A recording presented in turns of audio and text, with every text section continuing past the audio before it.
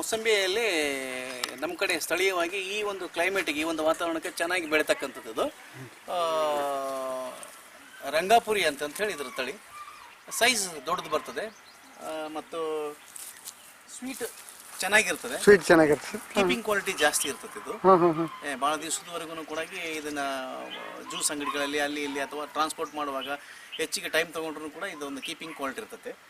ಅತಿ ಹೆಚ್ಚು ರಸ ಇರ್ತದೆ ಇದು. ಇದು ಆಂಧ್ರ, ಇದು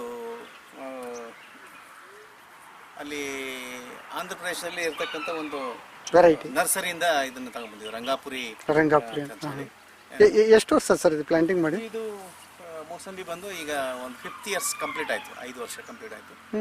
ಈಗ ಒಳ್ಳೆ ಇಳುವರಿ ಬರ್ತದೆ. ಆಮೇಲೆ ಹೋದ ವರ್ಷ ನಮಗೆ ಒಂದು 19 tons ಇದು ಸಿಕ್ಕಿದೆ ನಮಗೆ. 2 ಸೀಸನಲ್ಲಿ ಬರ್ತದೆ ಇದು. ಒಂದು ವರ್ಷದಲ್ಲಿ ಎರಡು ಸಾರಿನೂ ಇದನ್ನು ಹಾರ್ವೆಸ್ಟ್ ಮಾಡಿ. 1 ಟನ್ನಿಗೆ ಎಷ್ಟು ಸಿಕ್ತು ಸರ್ ರೇಟು? ಅದು ಅಂದರೆ 2 ಸೀಸನಲ್ಲಿ ಬೇರೆ ಬೇರೆ ರೇಟಲ್ಲಿ. ಒಂದು ಸಾರಿ ನಮಗೆ ಅದು 17 rupees ಸಿಕ್ಕರೆ, ಮತ್ತೊಂದು ಸಾರಿ 24 rupees ಸಿಕ್ಕದು. ಸುಮಾರು 18-19 ರೂಪಾಯಿ ಆಯಿತು. ಅವರೇಜ್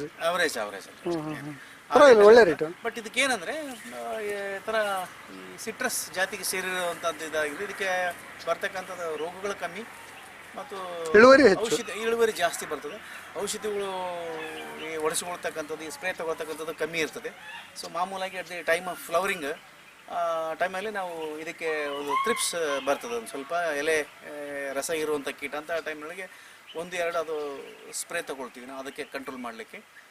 ಅದ್ರ ಜೊತೆಗೆ ಒಂದು ಮೈಕ್ರೋನ್ಯೂಟ್ರೆಂಟ್ ಯಾವುದಾದ್ರೂ ಒಂದು ಸ್ಪ್ರೇ ಕೊಡ್ತೀವಿ. ಸೊ ಅಷ್ಟು ಬಿಟ್ಟರೆ ಮತ್ತೆ ಬೇರೆ ಯಾವುದೇ ಥರದ್ದು ಸ್ಪ್ರೇ ತಗೊಳ್ಳೋದಿಲ್ಲ. ತನ್ನಿಂದ ತಾನೇ ಭಾಳ ಚೆನ್ನಾಗಿ ಇಳುವರಿ ಬರ್ತದೆ ಈ ಒಂದು ಕ್ಲೈಮೇಟಿಗೆ, ನಮ್ಮ ಹಾಟ್ ಕ್ಲೈಮೇಟಿಗೆ. ಒಳ್ಳೆ ರೈತನಿಗೆ ಲಾಭ ಆಗ್ತಕ್ಕಂಥದ್ದು. ಅತಿ ಕಡಿಮೆ